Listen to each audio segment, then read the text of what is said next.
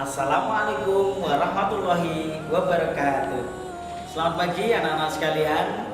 Kita bertemu kembali dengan pendidikan agama Islam dan budi pekerti kelas 4 tentang tema yaitu kisah teladan Nabi Ayub alaihi salam.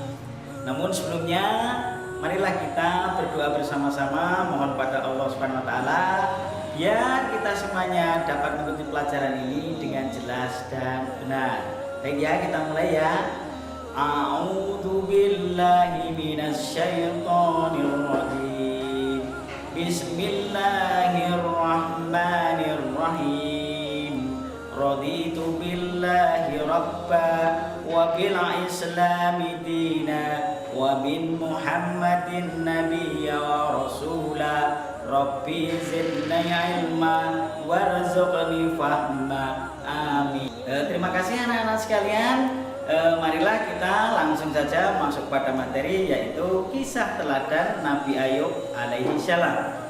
Nabi Ayub alaihi salam adalah putra Nabi bin Ishaq alaihi salam. Nabi Ishaq adalah putra dari Nabi Ibrahim dan Siti Sarah. Jadi pada dasarnya Nabi Ayub adalah cucu dari Nabi Ishaq dan cicit dari Nabi Ibrahim alaihi salam. Nabi Ayub alaihi salam adalah nabi yang kaya raya, kehidupannya makmur dan sejahtera. Di balik kehidupannya itu yang serba kecukupan, Nabi Ayub alaihi salam tidak pernah sama sekali melupakan Allah Subhanahu wa taala. Dia tetap rajin beribadah dan berbuat kebajikan untuk sesama manusia. Dia suka menolong fakir miskin dan anak yatim. Nabi Ayub alaihissalam tidak pernah sombong. Dia selalu bersyukur pada Allah Subhanahu wa taala atas kekayaan yang diberikan dan amanah kepadanya. Kekayaan itu digunakan untuk membantu orang lain yang membutuhkan. Yang kedua adalah Nabi Ayub alaihissalam mendapat cobaan dari Allah Subhanahu wa taala. Kehidupan Nabi Ayub membuat para malaikat berdecak kagum. Mereka membicarakan kekayaan, ketaatan, keikhlasan dan kedermawanan Nabi Ayub alaihissalam. Tapi bagaimana dengan iblis? Mereka sangat iri dan ingin menggoda, menjerumuskan Nabi Ayub ke dalam kesesatan. Iblis pun mencoba dengan segala cara agar Nabi Ayub jauh dari Allah Subhanahu wa taala. Ternyata semua apa yang dilakukan iblis itu gagal. Nabi Ayub tetap taat dan tetap beribadah kepada Allah Subhanahu wa taala. Allah berfirman kepada iblis, "Sesungguhnya Ayub adalah hambaku yang sangat taat dan ikhlas. Semua ibadahnya adalah semata-mata hanya untuk mendekatkan diri kepadaku. Iman dan takwanya tidak akan luntur oleh atau tidak adanya harta kekayaan. Ketaatan dan kepatuhan kepadaku tidak akan berkurang meskipun dia jatuh miskin. Engkau hanya iri dan tidak suka melihat hamba-hambaku yang berada di jalan yang lurus." Untuk membuktikan keimanan dan ketaatan Nabi Ayub alaihissalam, akhirnya Allah pun mengizinkan iblis untuk menguji Nabi Ayub alaihissalam dan keluarganya.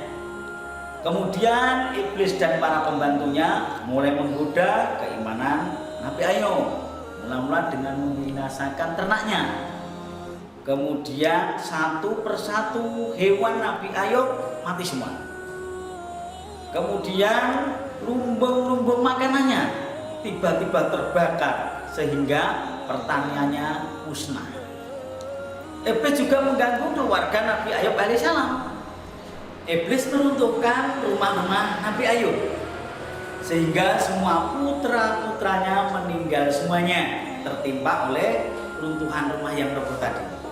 Apakah iblis belum puas? Belum. Iblis kemudian menaburkan bakteri yang menyebabkan Nabi Ayub terkena penyakit kulit yang menjijikkan, sehingga tetangganya menjauhi, bahkan istrinya sendiri tidak mau lagi mengurusnya.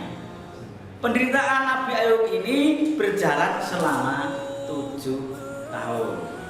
Kemudian yang berikutnya anak-anak, yaitu Nabi Ayub berhasil melewati cobaan. Semua cobaan yang diperbuat oleh iblis tidak mampu untuk membuat Nabi Ayub berkeluh kesah. Dia tetap bersabar, tabah, dan tetap semangat tentunya menghadapi semua kejadian. Dan tetap berzikir, menyebut asma Allah Subhanahu wa taala meskipun kehilangan kekayaan dan anak-anaknya. Pada awalnya masih ada seorang istri Nabi Ayub yang masih setia, yaitu yang bernama Rahma. Namun ketika Nabi Ayub sudah tidak memiliki apa-apa dan sakitnya bertambah parah, dia pun meninggalkannya. Dalam kesendiriannya itu Nabi Ayub bermunajat kepada Allah Subhanahu wa taala dan memanjatkan doa, "Ya Allah, aku telah diganggu oleh setan dengan kemiskinan dan kesusahan serta siksaan. Engkau adalah Tuhan yang Maha Pengasih dan Maha Penyayang." Allah mendengar doa Nabi Ayub yang telah mencapai puncak kesabaran dan keteguhan iman dalam menghadapi cobaan. Allah berfirman kepada Nabi Ayub, "Hentakkanlah kakimu ke tanah. Inilah air sejuk untuk mandi dan minum." Setelah Nabi Ayub menghentakkan kakinya ke tanah, memancarlah air yang jernih. Nabi Ayub pun mandi dan minum air tersebut. Seketika itu sembuhlah penyakitnya.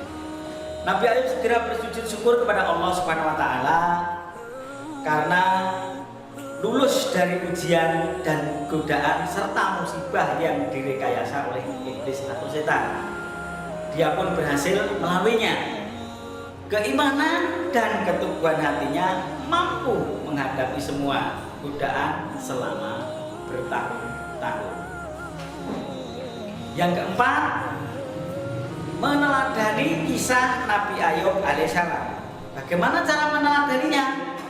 Tadi di awal bahwa Nabi Ayub adalah orang yang tidak sombong, yaitu dermawan dan tidak sombong. Karena apa? Suka membantu kepada orang lain. Nabi Ayub terkenal dengan kekayaannya, hartanya yang banyak sekali. Namun kekayaan tidak membuatnya kikir dan sombong kepada Allah Subhanahu wa taala. Nabi Ayub suka bersedekah, suka dermawan, membantu masyarakat yang tidak mampu. Sikap dermawan dan tidak sombong itu harus kita praktikkan dalam kehidupan sehari-hari, anak-anak. Jangan bersikap kikir atau pelit jika kita kaya. Dan ketika kita miskin atau kita kena musibah, jangan selalu bersedih dan jangan selalu hanya mengharap kepada Allah dengan menghina Allah, dengan membenci Allah, supaya Allah selalu mendekatkan diri kepada diri kita diberikan kekuatan oleh Allah Subhanahu wa taala. Meskipun kaya raya, Nabi Ayub tidak sombong, sehingga orang-orang tetap menyukainya. Dia mau bergaul dengan siapapun, meskipun dengan orang miskin. Nabi Ayub percaya bahwa semua kekayaan adalah amanah atau titipan Allah. Makanya marilah kita mempraktikkan di dalam kehidupan sehari-hari seperti teladan yang telah diberikan kepada Nabi Ayub alaihissalam. Yang pertama apa? Kita tidak kikir, tidak pelit. Walaupun kaya, kita juga tidak sombong. Sikap kikir dan sombong adalah sifat yang tercela. Maka Allah akan membenci hambanya yang kikir dan sombong. Teladan berikutnya adalah tabah dan tawakal menghadapi cobaan dari Allah Subhanahu wa taala. Sikap tabah dan tawakal ditunjukkan oleh Nabi Ayub alaihissalam ketika mendapat cobaan, mendapat musibah. Ketika semua harta kekayaan habis, dia tetap tabah.